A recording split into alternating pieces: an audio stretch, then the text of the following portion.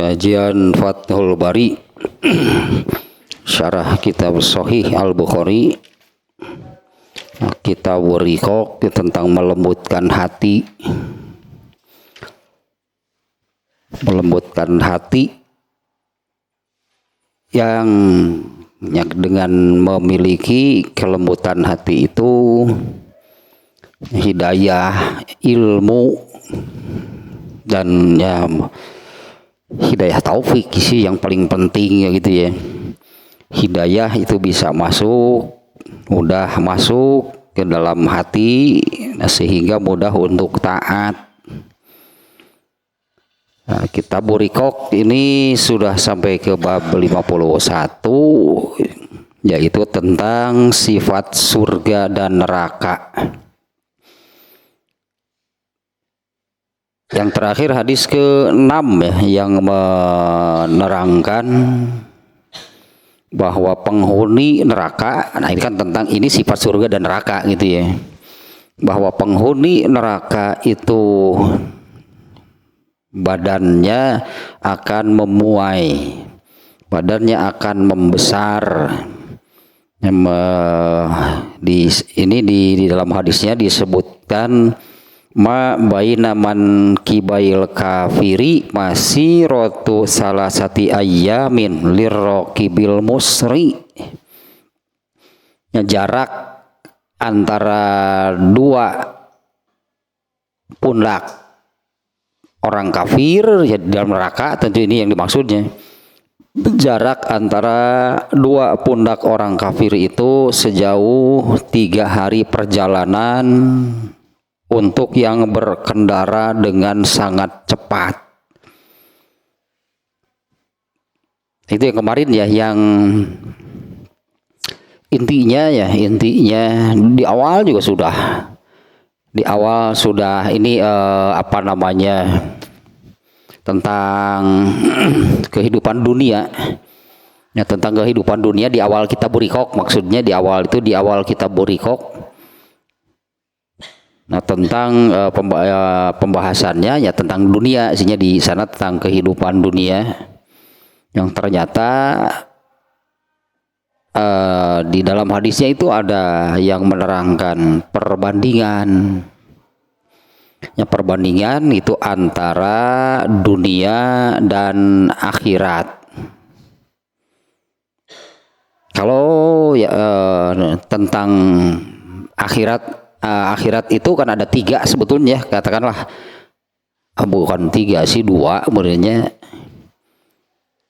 karena di akhirat itu kan tidak langsung ke begitu terjadi kiamat disebutnya gitu ya. Terjadi kiamat nah berarti sudah berpindah alam dunianya, sudah selesai, sudah dihancurkan, dimusnahkan, kemudian berganti dengan alam akhirat. Nah, ternyata di akhirat itu kan ada 2 tahapan, ada 2 tahap. Nah, yang pertama itu mahsyar. Ya, alam mahsyar disebutnya, artinya satu tempat hidup itu. Alam mahsyar itu satu tempat hidup. Nah, setelah selesai itu mahsyar selesai, berpindah lagi. Nah, di sana yang terakhir dari semua tahapan perjalanan hidup manusia, yaitu di surga atau neraka. Nah, di awal Kitab Riqaq ini tentang kehidupan dunia itu ada hadis yang membandingkan antara kehidupan dunia dengan kehidupan akhirat. Hadisnya riwayat An-Nasai kalau nggak salahnya. Yang ini nih hadis yang ini juga seringnya terbawa gitu hadis ini, yaitu yang membandingkan antara kehidupan dunia dan akhirat. Artinya akhirat itu yang tadinya, terutama yang tahap akhirnya surga dan nerakanya. Nah, kehidupan dunia dan akhirat itu kalau secara umum gitu ya, Rasulullah menggambarkan secara umum itu ibarat seseorang yang mencelupkan jarinya ke dalam lautan. Kemudian diangkat gitu ya, kemudian mencelupkan jarinya ke dalam lautan, kemudian diangkat. Nah, air yang menempel di jarinya itu kehidupan dunia, sementara akhirat itu samudra lautan seluruhnya. Artinya kan dimensinya, apanya, segala-galanya. Seperti itulah gambarannya. Amat sangat, bahkan bukan untuk dibandingkan. Bukan untuk dibandingkan kalau dengan penjelasan dari Rasul demikian ya, bukan untuk dibandingkan gitu kehidupan dunia dengan kehidupan akhirat. Kita ambil dua lah tentang kehidupan dunia dan kehidupan akhirat. Kenikmatan di dunia, nikmat dunia, nikmat yang bersifat keduniaan dengan nikmat surga. Seperti itu perbandingannya. Kemudian tentang siksanya, siksa di dunia ada. Seperti apa siksanya? Nah, paling seperti air yang nempel di jari. Siksa neraka seperti apa? Nah, itulah perbandingannya.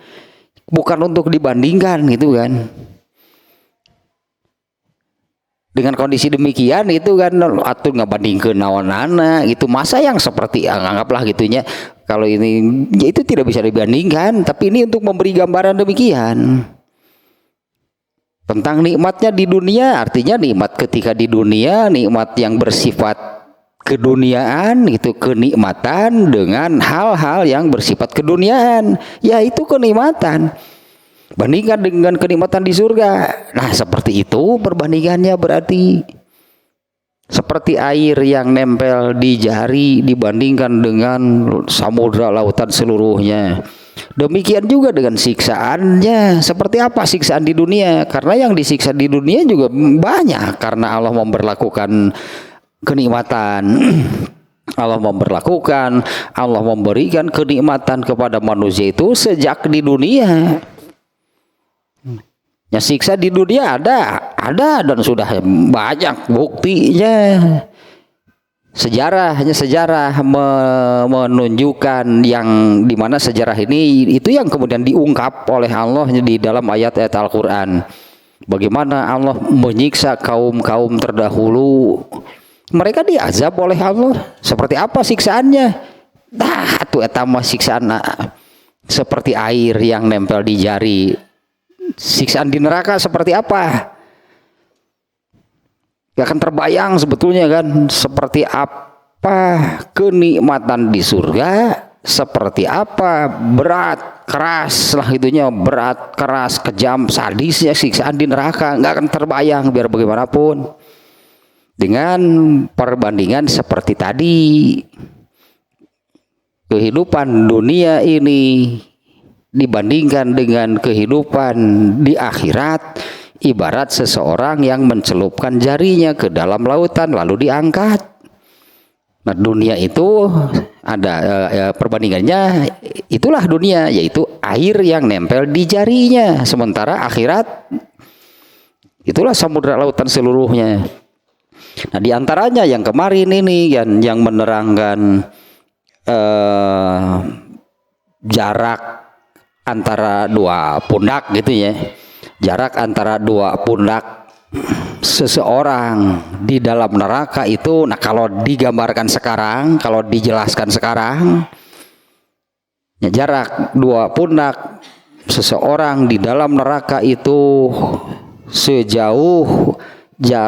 sejauhnya 3 hari perjalanan Ar-Raqibil Musri, orang yang melakukan perjalanan dengan sangat cepat. 3 hari.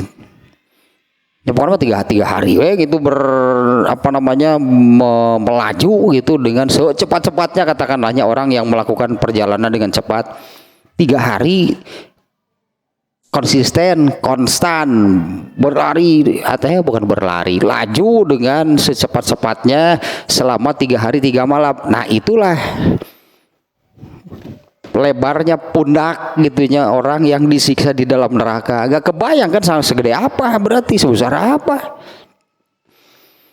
Memuainya itu memuai, membesar, karena pada asalnya ketika manusia dihidupkan di dalam neraka, di akhirat diciptakan kembali, direkonstruksi, ya diciptakan kembali, dihidupkan kembali.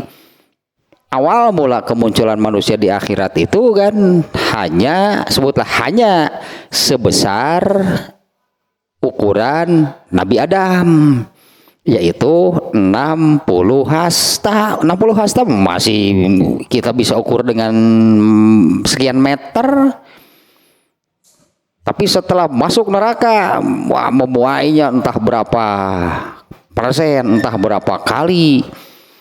Ya, sehingga pantasnya kalau ada hadis yang menerangkan neraka itu nantinya akan sesak, berdesak-desakan, karena penghuninya memang terus membesar, di mana tujuannya adalah supaya lebih merasakan sakitnya siksaan di dalam nerakanya. Dikondisikan demikian, ya, memuai, membesar hingga berdesak-desakan. Itu hadis yang kemarin lah, ya, hadis yang ke-6 nih dari dari hadis-hadis tentang sifat surga dan neraka. Ini di dalam kitab Buriqoq ini seluruhnya ada 27. Nah, sekarang hadis yang berikutnya. Ini juga kalau secara makna nantinya, ya, hadis yang ke-6 yang ke-7. Ini secara makna juga apa gitu, ya. Di dalam kitab Fathul Bari pun tidak ada penjelasan untuk apa. Kita baca dulu hadisnya nih. Hadis yang ke-7 dan 8 nih. 7 dan 8 isinya sama. Kita langsung baca dua-duanya saja nih, ya. Hadis yang ke-7. An Sahl bin Sa'din radhiyallahu anhu an Rasulillahi sallallahu alaihi wasallam qala inna fil jannati la syajaratan yasirur raqibu fi zilliha mi'ata amin la yaqta'uha. Dari Sahal bin Sa'ad, semoga Allah meridhoi keduanya, dari Rasulullah sallallahu alaihi wasallam, beliau bersabda, inna fil jannati la syajaratan. Alah, biasa nih gaya bahasa Arabnya, taukidnya nih sampai 2 nih. Ya, sesungguhnya di dalam surga itu nanti benar artinya ini dari taukidnya jadi penekanannya nih. Sesungguhnya di dalam surga itu nih benar nih nanti ada sebuah atau sebatang pohon, yasirur raqibu fi zilliha. Nah, ini ukurannya nih, Rasulullah SAW menyebut ukurannya dengan seperti ini penjelasannya. Ada sebatang pohon yang yasirur raqibu fi zilliha, seseorang ini gambarannya, berartinya seseorang itu tadilah laju menggunakan kendaraan dengan sangat cepat, bukan mengikuti tapi bahasa kitanya, ya, pada bayangan pohon tersebut gitulahnya, pada bayangan pohon tersebut. Artinya dia berjalan mulai dari mana itu, kemudian lalu laju hingga ke akhir dari bayangan pohon tersebut. Bukan untuk mengukur sihnya. Ini gambarnya kan, ini ada sebatang pohon. Kemudian itu dari pohon ini ada bayangannya. Nah, apabila seseorang itu berjalan di bawah bayangan pohon tersebut, dari dari pangkal gitunya, dari pangkal bayangan sampai ujung bayangannya, yasirur raqibu fi zilliha mi'ata amin, selama 100 tahun, la yaqta'uha, tidak sampai ke ujungnya. Ini gambarnya kurang lebih demikianlah. Ini ada sebatang pohon gitu, ya. Kemudian dari pohon ini nih, kalau cahaya misalnya dari sini nih ada bayangannya ke sini. Nah, apabila seseorang berkendara mulai dari pangkalnya di sini gitu menuju ke ujung bayangan pohon tersebut, 100 tahun itu nggak akan nyampe. Satu katanya ini hadis nomor 7. Yang ke-8.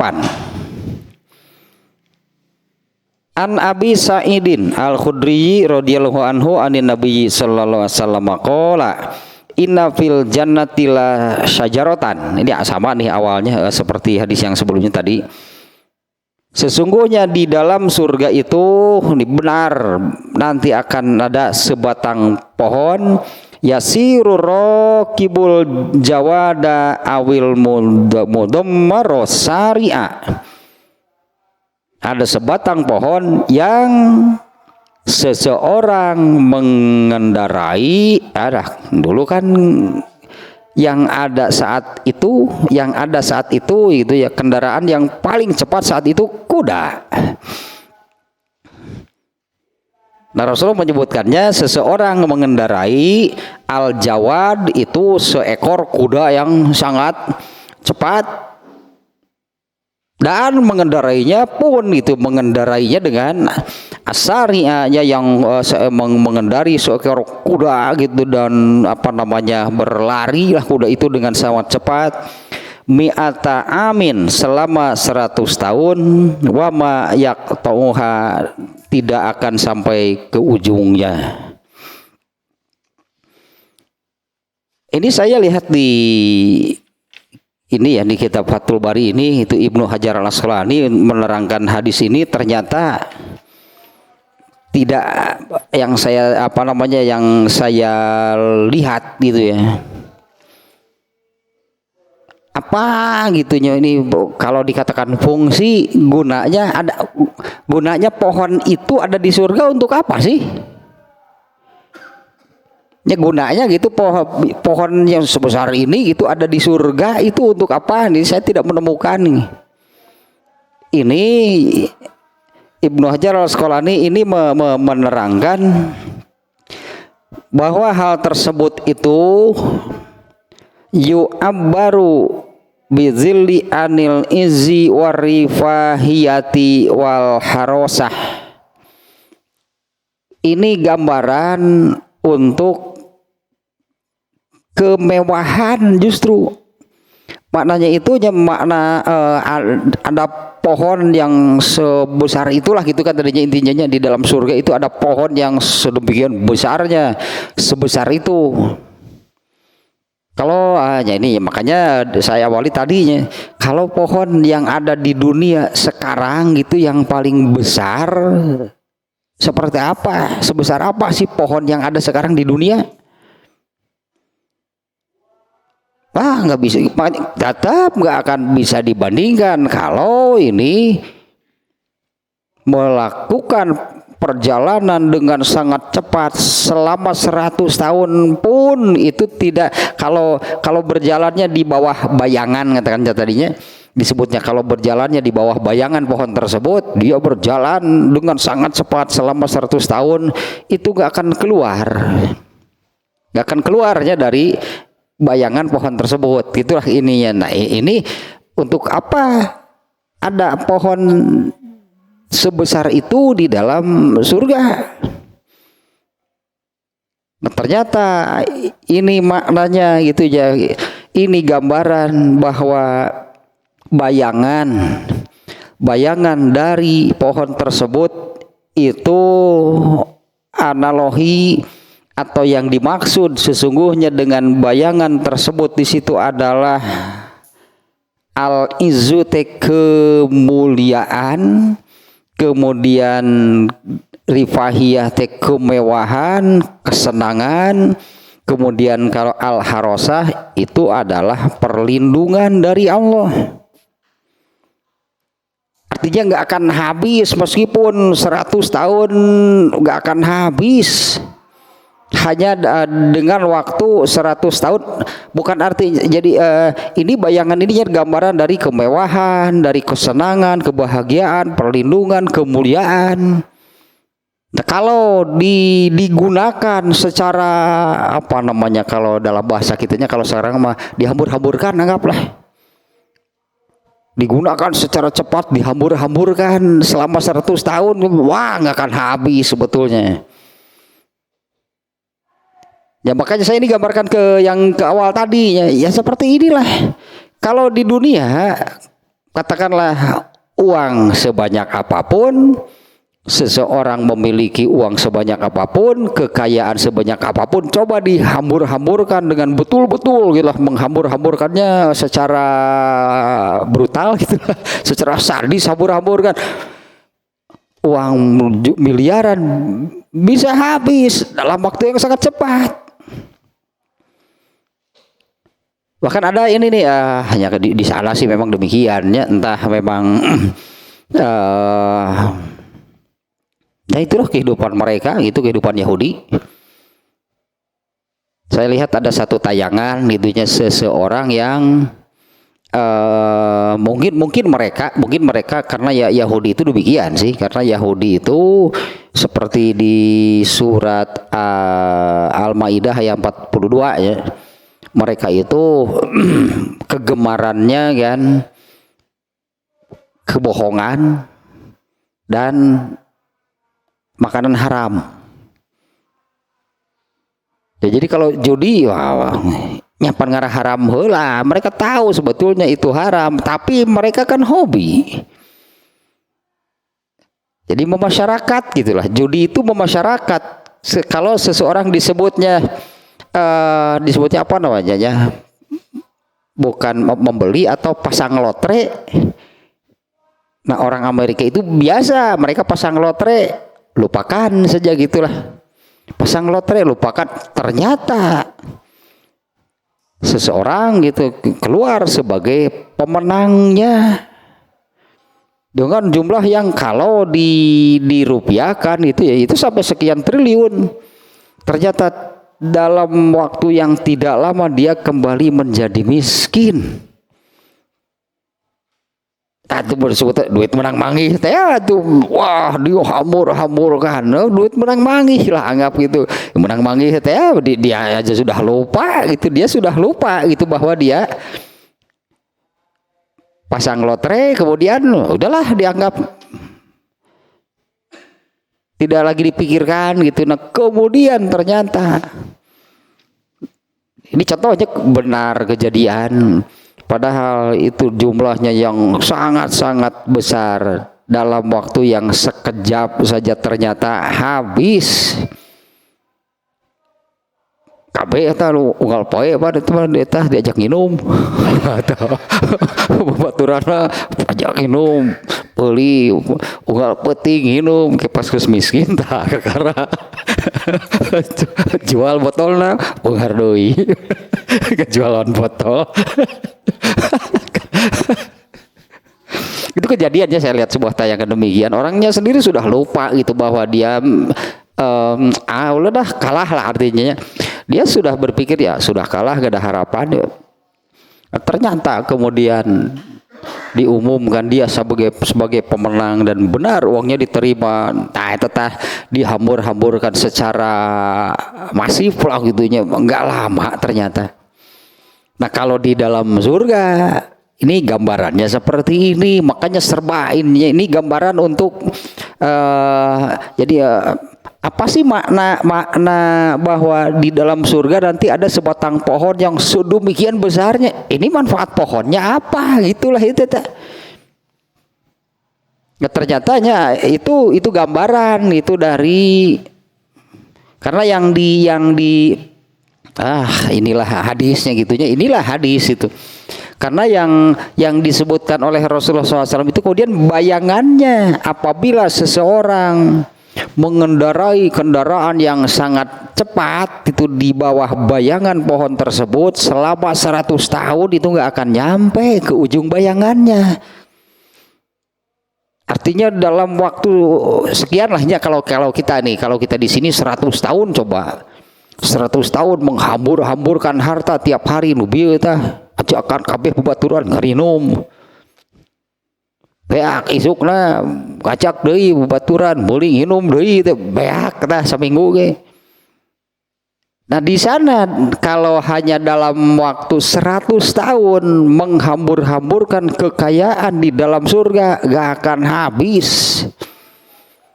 Ininya ini untuk apa namanya penjelasan dari Ibnu Hajar Asqalani tah makna bayangan tersebut itu adalah al-izzu al-rifahiyah al-harosah. Itu gambaran dari kemuliaan manusia di dalam surga itu tidak akan habis. Kemudian kesenangan, kemewahannya, kebahagiaannya di dalam surga juga tidak akan habis. Dalam waktu anggaplah kalau yang disebutkan di sini dalam waktu 100 tahun. 100 tahun kalau dibandingkan di sini kan umur manusia. Kan 100 tahun kalau di dunia itu kan umur manusia generasi Rasulullah SAW itu kan 100 tahun. Artinya gambaran andai gitu tak kemuliaan, kesenangan, kenikmatan seseorang di dalam surga dipakai di dunia hambur-hamburkan sesukanya setiap hari. Tongereun baik 100 tahun teh seumur hidup gak akan habis. Ya, seumur hidup manusia gak akan habis. Malah ada hadis dari maca dicatat sih. Malah ini ada hadis yang menerangkan seperti ini bahwa Allah akan memenuhi, mengabulkan, memberikan apapun yang diinginkan, apapun yang diminta oleh penghuni surga. Kan dia tanya kalau kita berpikir, karena ada hadis yang demikiannya, Allah kan mengabulkan itu semua permintaan, keinginan penghuni surga. Kalau seseorang misalnya yang berada di tingkatan surga yang di bawah gitu ya. Karena dengan kalau masuk surga ya. Kalau masuk surga mendapatkan tingkatan surga paling rendah pun semuanya akan merasa puas. Dengan kenikmatan surga yang di tingkatan paling rendah pun lah penghuni surga sama seperti ini, dihambur-hamburkan silahkan kekayaan yang Allah berikan di dalam surga gak akan habis. Tapi sih nanti kalau minta ini gak akan dikabulkannya oleh Allahnya. Ya Allah, saya ingin pindah surganya ke derajat yang lebih tinggi. Ternyata mau bisa sih nanti. Sih kita gak akan ada yang minta demikian sebetulnya. Ini yang ini nih, yang ini keterangannya yang ini nih, yang biasa hadisnya pasar Jumat ya. Ya hadis pasar Jumat di dalam surga. Nah, karena di tempat tersebut, di pasar tersebut itu disediakan semua kebutuhan untuk penghuni surga dan datang ke sana tinggal ambil, gak usah bayar. Jadi seperti pasar tapi bukan membeli, hanya ambil, perlu apa ambil gitu. Dan sekaligus itu tempat tersebut menjadi tempat bertemunya. Ya tempat bertemu, tempat berkumpul itulahnya. Semua tempat berkumpul dari semua lapisan atau dari semua tingkatan surga. Jadi tingkatan surga yang tertinggi sampai yang terbawah. Kan ketika berada di surga ya berada di tingkat surganya masing-masing kan. Yang ketika disebut berada di surga ya semuanya berada di tingkatan surganya masing-masing sesuai dengan amalnya. Seminggu sekali berarti pada hari Jumat. Hari Jumat berarti Kamis berenang di surga teh Kamis, Sabtunya lah berenang seperti saya nggak tahu sih persisnya hanya di tempat tersebut itu disebutnya pasar Jumat. Di sana di tempat tersebut itu tempat bertemunya, berkumpul semua penghuni derajat atau tingkatan surga. Ya, yang saya ingat ya, di hadis yang menerangkan tersebut, semua penghuni surga itu menyatakan puas dengan jatah yang diberikannya di tingkatnya masing-masing. Jadi tidak ada iri kepada tingkatan surga yang lebih tinggi. Semuanya itu merasa merasa puasnya dengan jatah, anggaplah dengan jatah, dengan apa yang Allah berikan itu kepada mereka di tingkatan surganya masing-masing. Nah ini menunjukkan berarti nggak akan ada, itu nggak akan ada seseorang itu punya keinginan, ya Allah saya ingin naik tingkat, naik tingkat, ya Allah saya ingin naik tingkat. Setelah dikabulkan minta deui, setelah dikabulkan minta deui, tungtungna mah hayang dipangluhur. Nah kan mustahilnya demikian, itu pasti tidak akan terjadi. Di mana Rasulullah SAW kan sudah menyabdakan bahwa surga itu ada 100 tingkatan. Dan setiap orang, artinya masing-masing atau setiap orang itu akan masuk ke tingkat surga mana, ya sesuai lah dengan amalnya. Kalau ya, nah ini yang paling parah nih, ini parah nih. Yang paling parah itu bagi penghuni surga sih ya. Ya itulah yang berarti hanya bisa mendapatkan tingkatan surga yang paling rendah. Itu parah titik itu sih. Karena orang yang ketika masuk surga hanya diberi tingkatan surga yang paling rendah. Ini adalah orang yang paling lama di nerakanya. Paling lama di nerakanya setelah habis masa hukumannya akhirnya ke surga juga. Masuklah, diberilah jatah surga di tingkatan paling rendah. Nah ini orang yang hanya punya iman sebesar debu. Masa orang seperti ini minta kepada Allah, ya Allah saya ingin naik tingkat, taikun. Kakak sapoe, ya Allah saya ingin naik tingkat lagi. Akhirnya masa orang seperti ini kalau naik tingkatan di surga, ya pada akhirnya akan di tingkatan tertinggi. Wah itu gak bisa. Ya semua akan mendapatkan tingkatan surga dengan amalnya masing-masing. Ada 100 tingkatan dari yang paling rendah sampai yang paling tinggi, yang paling hebat, yang terbaiklah di surganya, yaitu surga Firdaus. Sigana menta eta mah atuh teu terlibat maneh atuh cek Allah teh geus wayahna.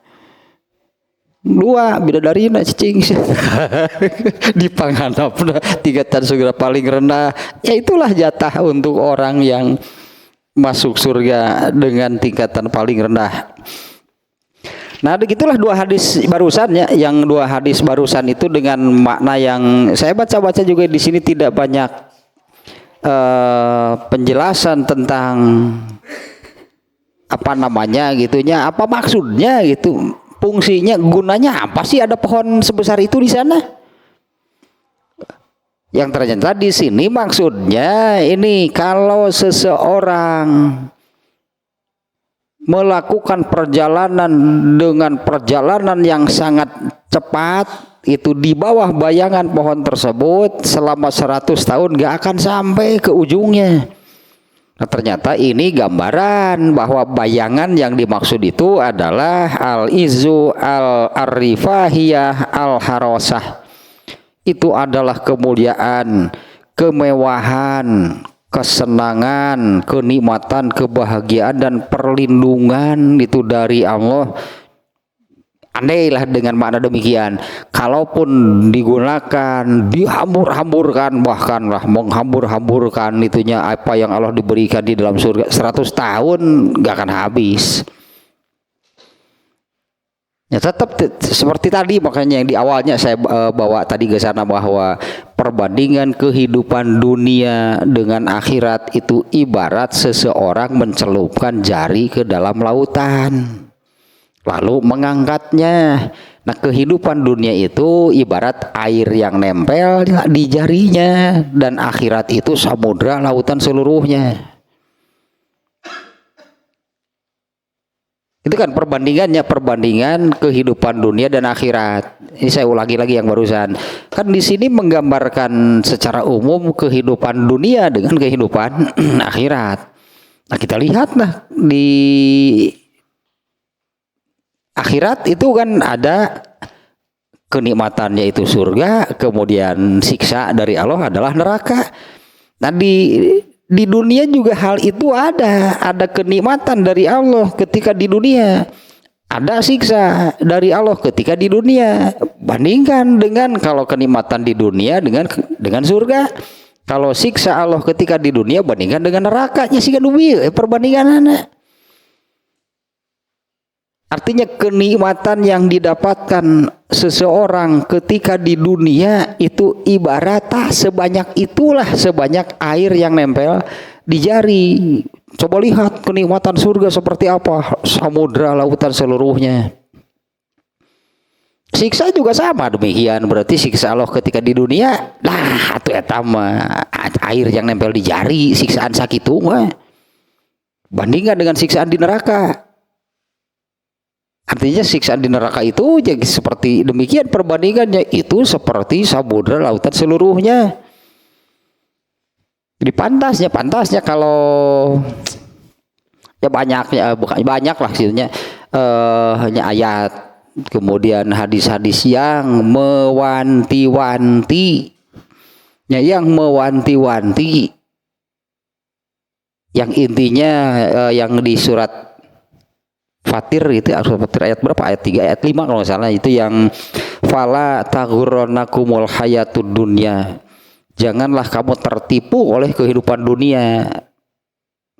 Oh ternyata saya banyak mendapatkan lah itu, dapat banyak itu di dunia, sebanyak apa?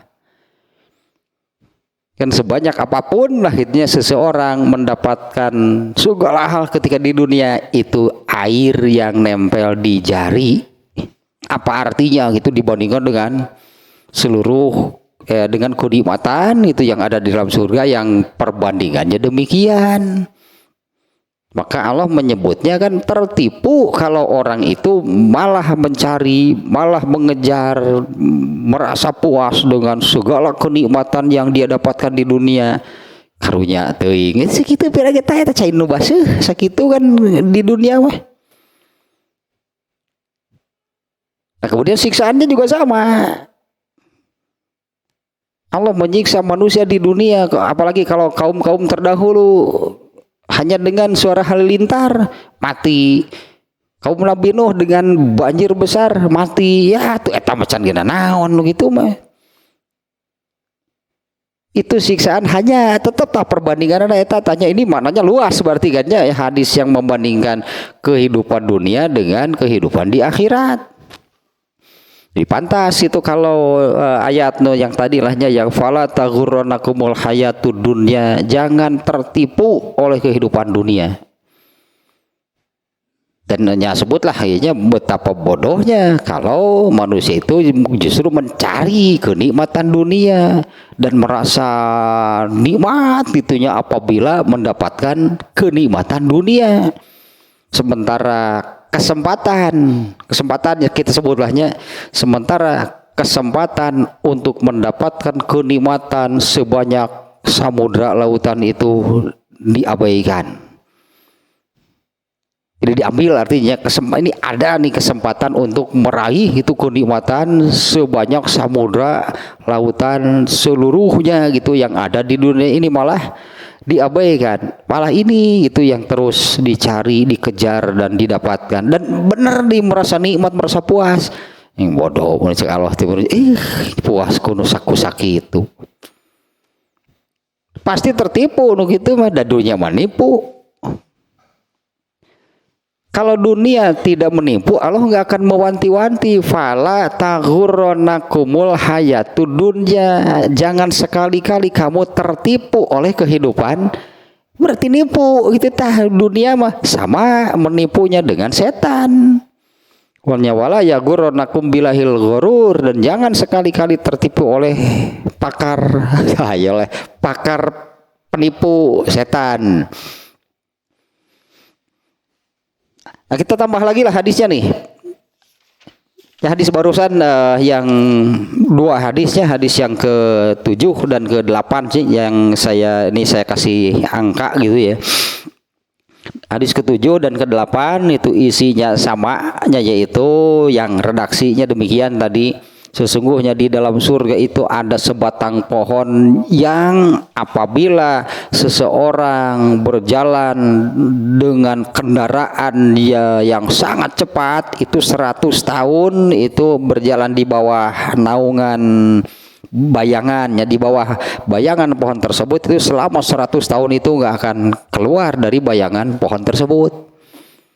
Itu maksudnya ternyata Ibnu Hajar Al-Asqalani mengarah ke sana, bahwa bayangan itu yang dimaksud dengan bayangan tersebut itu adalah kenikmatan. Yang kalau dengan makna demikian artinya ya, apakah secara kenyataannya nanti di dalam surga itu memang ada pohon yang segede gini? Rada mikir-mikir oke, terus manfaatnya naon? Kalau di dalam surga itu ada sebatang pohonnya yang sebesar ini, terus itu manfaatnya apa? Tinggi lamun satu pohon itu mewakili semua buah-buahan, aya pokoknya mau satu pohon tapi buahnya beragam. Wah gak gitu juga sih, nggak tahu lah namanya karena nggak ada penjelasan sih. Karena lebih diarahkan ke perbandingan seperti tadi lah, bahwa kemuliaan, kenikmatan, kebahagiaan, kesenangannya, kalaupun gitulah tiap hari lah dihambur-hamburkan itu kekayaannya, kenikmatan, kesenangannya nggak akan habis dibandingkan dengan seumur hidup manusia di dunia kan 100 tahun. Kalau dibandingkan dengan itu tadi, kalau kenikmatan di surga dibawa ke sini ke dunia, hambur-hamburkan seumur hidup kamu tetap gak akan habis. Artinya betapa hanya tak terhingganya, betapa tidak terhingganya apa yang Allah berikan gitulah kepada manusia di dalam surga. Ini juga hanya bisa nih, kita bisa melihat dari hadis yang ini tentang rahmat Allah. Allah menciptakan 100, kemudian yang dari 100 itu Allah mengambil satu, yang satu ini kemudian Allah curahkan, Allah tumpahkan, Allah masukkan ke seluruh alam raya ini. Ternyata rahmat Allah yang satu ini dari mulai dulu Allah menciptakan sampai nanti hari kiamat cukup ternyata, dan gak habis bahkan. Artinya sampai hari kiamat itu Allah belum dan tidak akan memerlukan rahmat kedua, karena yang satu sudah habis nggak. Nah sebanyak itulah rahmat Allah, satunya saja sekian. Satu rahmat Allahnya seluruhnya 100, satu rahmat Allah itu katakanlah Allah ambil lalu Allah curahkan, Allah tumpahkan, Allah masukkan ke seluruh alam raya. Sejak mulai menciptakan sampai nanti hari kiamat, ternyata nggak habis satu rahmat Allah. Nah 99 itu satuan-satuannya seperti yang satu ini. Yang rahmat Allah yang 99 lagi itu tiap satuannya itu ya seperti satu yang sudah dipakai ini, sebanyak inilah rahmat Allah. Yang 99 ini seluruhnya nanti Allah tumpahkan, Allah curahkan hanya bagi penghuni surga. Nggak akan tergambar sebetulnya surga seperti apa biar bagaimanapun. Kalau sekarang seluruh alam raya kan kebagian. Kalau nanti hanya penghuni surga, belum lagi kan ada hadis yang menerangkan penghuni surga masih sedikit. Karena manusia itu jauh lebih banyak manusia yang masuk ke dalam neraka, bahkan sampai berdesak-desakan di neraka. Di surga sangat sedikit penghuninya, bahkan Allah menciptakan lagi makhluk baru, ciptaan baru untuk menjadi penghuni surga, karena surga kosong, surga kekurangan penghuni. Dan ngadeun ka dari itu udah jalan mana, ngadeun ka neraka, no segitu bekah tuh dia itu. Bekah asalna leutik jadi ngagedean. Di eta teh di keum itu di keum di neraka teh gini ngagedean. Yang berikutnya nih hadis yang nomor 9, berarti hadis ke-9. Ini juga sudah nih, bahkan belum lama nih. Hadisnya masih di kitab Burikok juga. Kita baca dulu nih hadisnya yang ke-9 nih. An Sahal bin Sa'din, dari Sahal bin Sa'ad, semoga Allah meridhoinya, anna Rasulullah sallallahu alaihi wasallam qala la yadkhulannal jannata min ummati sab'una aw sab'umi'ati alfin.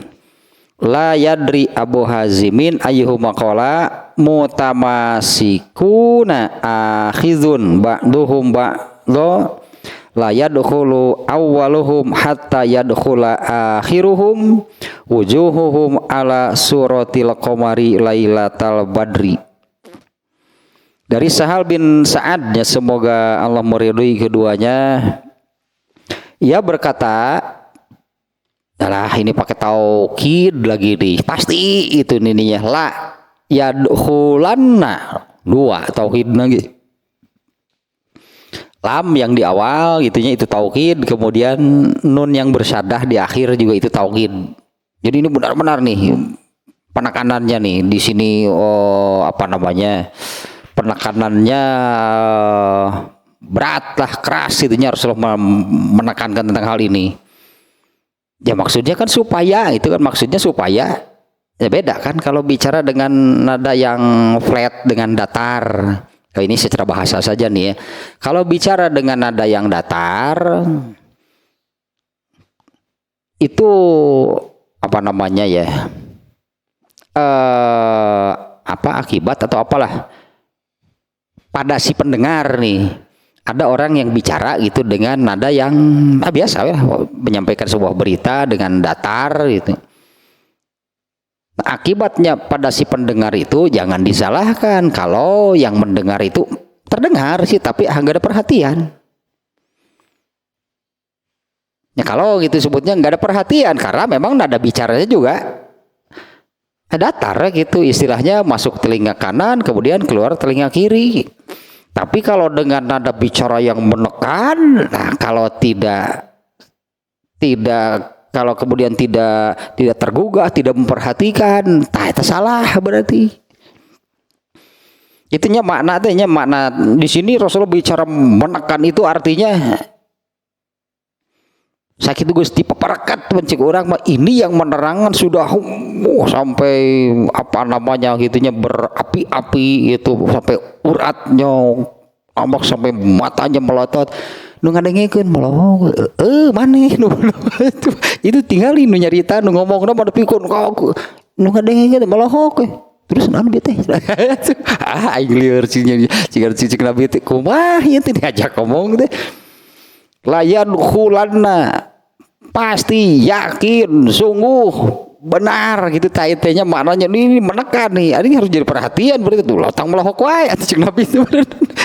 Kalau ini kan gitu nih secara bahasa mah gitulah nya mana saja ini taukid ini apa sih gitu. Kalau bicaranya dengan bicara yang datar gitulah, nya datar saja, ketika orang mendengar teh nya kadenge tapi tergugah, ada perhatian enggak, wajar, tak itulah ini teh makna nanti. Oh ini luar biasa nih, Nabi itu, ini Rasulullah ya dukhulanna, pasti yakin, itulah intinya sungguh benar akan masuk surga dari umatku. Tah mucik orang mas tergugah nggak, merasa nggak sebagai umatnya? Nah akan ada yang seperti ini. Nah dalam arti kan nantinya sugan memunculkan keinginannya, karena Rasulullah di sini menyebutkan min ummati. Siapa sih umat Rasul? Semuanya umat Rasul. Sab'una aw sab'umi'ati alfin. Ya, dari umatku sebanyak 70.000 atau 700.000. La yadri Abu Hazimin ayyuhuma qala akhirnya nama. Ini 70-nya atau nih 70 atau 700.000. Mutamasikuna, mereka saling bergandengan, saling mutamasikuna ya gitulah, saling bergandengan, berdampingan. Akhidun ba'duhum ba'do, saling berpegangan. La yadkhulu awaluhum hatta yadkhula akhiruhum. Tidak akan yang apa namanya nya. Ini bahasanya seperti ini ya. La yadkhulu awaluhum hatta yadkhula akhiruhum. Yang awal, yang pertama mereka tidak akan masuk surga hingga yang terakhir masuk surga. Artinya masuk surganya benar-benar bersamaan, bergandengan, saling berpegangan. Jadi tidak ada apa namanya yang masuk dulu paling awal ya nantilah yang paling belakang ini masuk surganya belakangan. Enggak, masuk surganya bersamaan, anggaplah. Jadi kalau bisa digambarkan seperti ini ya, ini gambarannya. Jadi yang pertama dari mereka nih, dari yang 70.000 atau 700.000 orang ini, mereka ini yang orang sebutlah yang pertama, yang terdepan, mereka tidak akan masuk sebelum ini yang terakhir masuk. Berarti kalau boleh kita gambarkan seperti ini, jadi bukan berbaris ke belakang, karena kalau berbaris ke belakang ya pasti yang ini duluan kan masuk surga. Jadi berbarisnya ke samping, berarti mereka masuk secara bersama-sama, bareng masuk surganya. Nah ini kalau di hadis yang lain, ini yang masuk surga cara demikian, mutamasikuna akhidun ba'duhum ba'du, bergandengan, saling berpegangan, masuk surganya bareng, nggak ada yang lebih dulu berarti dari mereka nih. Dengan kata-kata la yadkhulu awaluhum hatta yadkhula akhiruhum. Yang pertama, yang terdepan tidak akan masuk orang yang pertama, orang terdepan hingga yang terakhir masuk. Artinya ini maksudnya masuk surganya secara bersamaan. Ini gambaran saja nih ya, misalnya ya, karena pintu surganya juga kan sangat luas ya. Pintu surga kan sangat luas. Karena surga itu kan ada pintunya. Dan pintu surga itu di satu hadis itu Rasulullah menyebut dua kotanya, menyebut dua nama kota. Pintu surga itu seluas dari kota ini sampai kota anu gitulah gitunya. Ini pintu surga itunya sangat luas. Jadi kalau jumlah orangnya 700.000 andainya yang disebut di angka di sini 700.000, ya pastilah mereka ini akan masuk secara bersamaan, bergandengan, berdampingan, bergandengan, satu sama lain saling berpegangan. Jadi tidak di antara mereka ini tidak ada siapa yang lebih dulu masuk, siapa yang paling belakang. Semuanya masuk secara bersamaan. Tadi tak berdampingan, bergandengan, saling berpegangan, masuknya secara bersamaan. Nah ini juga kan menggambarkan ya, kalau terkait dengan hadis tentang pintu surga seluas apa. Kalau dicari ada tuh hadisnya yang bahwa pintu surga itu sejauh jarak, itu kan biasanya Rasul menerangkan pintu surga itu sejauh jarak dari kota anu sampai kota anu gitu ya. Saya lupa lagi nih nama kotanya. Oh ternyata kalau sekarang berapa ratus kilometer berarti jarak antara dua kota ini, itu pintu surga. Lalu jumlah orangnya 700.000, sedikit kan. Makanya kalau tidak akan masuk surga orang yang pertama hingga orang yang terakhir masuk surga, itu maksudnya akan masuk surga secara bersamaan, berjamaah, bahkan tadi tak berdampingan, bergandengan, saling berpegangan. Saurang geus teu kuat hayang ti heula atuh ke heula kalem bareng masuk surga teh. Andai kalau pintu surga itu ada garis itulahnya. Andai ini pintu surga itu ada garisnya, berarti bareng tah ngalengkahanna teh. Ya kalau ini pintu di antaranya ini batas pintu surga itu ada garisnya, berarti bareng melangkahnya. Tidak ada yang lebih dulu. Mereka masuk secara bersamaan, gitu, akan berdampingan, bergandengan, saling berpegangan satu sama lain. Ya nusa urang lila lah sis. Teu bisa. Bareng kayak komando nah. Kalau ada pintu berarti kan ada bagian luar dan dalam kan, ini kan logikanya demikian. Ini misalnya sebuah pintu itu kan ya sebuah pintu berarti kan ini bagian luar misalnya berarti sebelah sana kan bagian dalam. Kan disebutnya juga masuk surga berarti asalnya dari luar, dari masuk surga. Nah mereka ini kelompok khusus berarti yang jumlahnya sekian, mereka masuk surganya bersamaan, mutamasikuna. Nah itulah saling bergandengan, berdampingan, berpegangan satu sama lain, bareng asup lagi. Tidak akan ada satu orang yang masuk lebih dulu mendahului yang lainnya. Nah di hadis yang lain ini cara masuk surga kelompok orang yang masuk surganya tanpa hisab bareng tak asup lagi mau ditinggalkan. Ya di hadis yang lainnya cara masuk orang-orang yang masuk surga tanpa hisab itu mereka kan ada kelompok khusus sebutannya. Ada kelompok khusus itu orang-orang yang masuk surganya tanpa hisab. Minimal sejumlah angka yang disebutkan oleh Rasulullah SAW 700.000 minimal. Tapi kan di hadis lain setiap 1000 dari 70.000 itu bersama 70.000. Eta mah bahasa hadis, eta mengalihkan jumlah bukan hanya 70.000 tapi setiap 1000-nya itu bersama 70.000. Kalau dihitung ternyata 4.970.000 orang. Banyak nggak? Sedikit. Emang jumlah umat Rasulullah berapa orang? Miliaran orang. Ya umat Rasul itu kan miliaran orang ya. Tapi kan miliaran orang ini sudah tersaring lebih dulu. Kafir sudah nggak masuk hitungan pasti. Orang kafir kan sudah tidak masuk hitungan. Untuk masuk surganya pun mereka kan nggak akan gitu kan, karena mereka itu sudah dipastikan tidak akan masuk surga. Ya tadi kemarin hadisnya juga belum lama di beberapa bab sebelumnya di sini kan.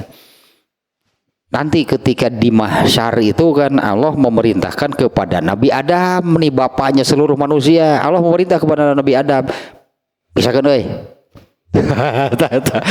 Pisahkan deh, orang pisahkan deh. Allah memerintahkan kepada Nabi Adam, pisahkan orang kafir dari yang lain. Nah orang kafir sudah dipisahkan lebih dulu karena mereka tidak akan ke surga. Nah tinggallah berarti kan nih orang-orang yang ini sisanya itu orang-orang yang akan ke surga. Tadi antara orang-orang yang ke surga ini kalau digabung gitunya, digabung dengan bukan hanya umat Rasulullah SAW, karena umat Nabi Isa juga ada yang ke surga, umat Nabi Musa ada yang ke surga. Nah kalau digabung seluruhnya, pisahkan lagi lah kita katakan pisahkan lagi nih umat Rasulullah SAW. Tapi dah kata di hadis yang mana kan yang ini yang di bapaknya sebelumnya yang ini nih. Aku melihat itu ada numana teh anu hadis teh ya. Aku melihat ada seorang nabi melintas dan ternyata umatnya hanya 5 orang. Berarti umat dari nabi ini yang kafirnya kan sudah dipisahkan. Berarti kan yang kafirnya kan sudah dipisahkan. Nu solehna 5. Nabi Ibrahim Nabi Ibrahim yang solehnya berapa? Hanya sedikit. Di hadisnya itu ada yang 12 orang pengikutnya, ada yang 5 orang, ada yang 1 orang. Bahkan ada nabi yang berjalan sendiri karena tidak ada satupun umatnya yang taat. Ada nabi yang berjalan sendiriannya, melintas berjalan sendirian karena tidak ada satupun umatnya yang taat. Nah, sementara diperlihatkan kepadaku ada segerombolan gitu banyak orang di garis ufuk lah gitu di hadis nantinya. Kemudian Rasulullah bertanya kepada malaikat Jibril, itu umatku bukan? Bukan. Ternyata kemudian Rasulullah melihat lagi di arah yang lain manusia yang jumlahnya jauh lebih banyak dari yang sebelumnya. Nah, itu umat kamu. Di umat Rasulullah itu nanti di akhirat itu yang masuk surga itu paling banyak. Ya bayangkan dengan yang tadi. Ada satu nabi ternyata ketika melintas, ini Rasulullah menyebutnya demikiannya, aku melihat gitu. Seorang nabi kemudian melintas, pengikutnya 5. Terus 05 teh pasti ke surga teh. Wah, keur mentas teh bergubrag, keur 5 teh ragrag 3 deh. Atuh tinggal 2. Keur mangan 5 siki. Udah ragrag 3 di waktu menyeberang jembatan jahanam teh. Terus yang selamat 2, begitu dihisab kudu ka neraka heula. Ya itulah di antaranya bahkan itu andai misalnya udah jumlah umatnya sedikit, belum lagi gitu kan, ketika dihisab kan belum tentu langsung masuk surga. Nah, kalau umat Rasulullah itu secara jumlah memang paling banyak, ya miliaran lah gitu, ya miliaran orang nih umat Rasulullah SAW. Nah, di antara umat yang jumlahnya miliaran orang itu akan ada umat Rasulullah SAW itu yang masuk surga tanpa hisab. Tak kelompok khusus yang seperti ini nih. Orang-orang yang masuk surga tanpa hisab itu masuknya secara bersamaan. Tidak ada salah seorang atau satu kelompok lah gitunya yang mendahului yang lain. Masuknya secara mutamasikuna. Bahasanya tadinya mutamasikuna akhidun ba'duhum ba'du. Ya masuk sambil bergandengan, berpegangan tangan satu sama lain. Layadkhulu awaluhum, orang pertama dari mereka tidak akan masuk surga hatta yadkhula akhiruhum, hingga orang terakhir dari mereka masuk surga. Artinya ini betul-betul bersamaan. Nah, ini gambarannya aneh gitu kan. Ini pintu surga, ini garisnya. Nah, maka berbarislah mereka bersiap untuk masuk surga dan mereka masuk secara bersamaan. Gak ada siapa yang salah seorang berarti dari mereka yang lebih dulu masuk dari yang lain. Untuk kelompok ini ya, untuk kelompok orang yang disebutkan masuk surganya tanpa hisab. Hadis yang ke-9 yang barusannya masih adalah nih redaksinya sedikit lagi hadis tadi, wujuhuhum ala suratil qamari lailatal badri. Ini juga analogi ini dari Rasulullah SAW. Wajah-wajah mereka itu seperti alhamdulillah ya. Seperti di sini gambarannya seperti ini. Wajah-wajah mereka itu seperti bulan di malam purnama. Artinya dengan wajah yang cerah, wajahnya dengan wajah yang cerah, wajah yang berseri-seri, wajah yang menunjukkan ya kegembiraan luar biasa. Tuh masuk surga tanpa hisab, masa nggak gembira? Ini juga gambaran, berarti ini gambaran dari Rasulullah SAW. Wujuhuhum ala suratil qamari lailatal badri. Wajah-wajah mereka itu seperti bulan di malam purnama, artinya cerah gitu nya, berwajah cerah, wajahnya wajah gembira. Sih stop sabar baris satu kuatnya. Nah ini rese atuh. Burat sebenarnya kasupo. Tinggalkan tuh bisa itu karena mereka harus masuk secara bersamaan. Bahkan kalau saya gambarkan ini ujung pintu itu, 2 ujung pintu ini ada garisnya, melangkahnya bersamaan. Gak ada satu ya salah seorang dari mereka yang mendahului atau masuk lebih dulu daripada yang lain. Baris sih ada teh asupna ge barang ngalingkahna ge di komando sih nama. Dan tentu komandannya Abu Bakar pasti. Abu Bakar kan pemimpin ya disebutlah manusia terbaik selain Rasulullah SAW dari umat Rasulullah itu adalah Abu Bakar. Eta pemimpinna mah tah pemimpin umat Rasulullah SAW banyak selain Nabi, manusia terbaik itu adalah Abu Bakar. Sehingga Abu Bakar jadi komandannya ya dari grup ya grup. Rek disebut grup nanti ngaranna ya. Bisa rek miluan sok da menang gitu. Bisa rek miluan grup peta grup nu kieu atuh. Grup naon sebutna teh grup grup khusus ya, grup benar-benar eksklusif lah mereka ini. Eta lah singkat masuk surga tanpa hisab. MSTS lah. MSTH tak grup eta mending ge nyieun grup mah grup kitu atuh masuk surga tanpa hisab gitu. Di dunia teh grup lirah di dunia mah teh grup grup itu grup ieu ting naon wae gitu teh. Mending ya tah kelompok. Ini kan satu kelompok khusus kan. Yang masuk surganya pun dengan cara luar biasa nih ya. Dan Rasulullah SAW tadi di awal gitu kan menyabdakannya pakai penekanan kayak ayah nuk itu teh ayah gitu cuman ini untuk meyakinkan nih.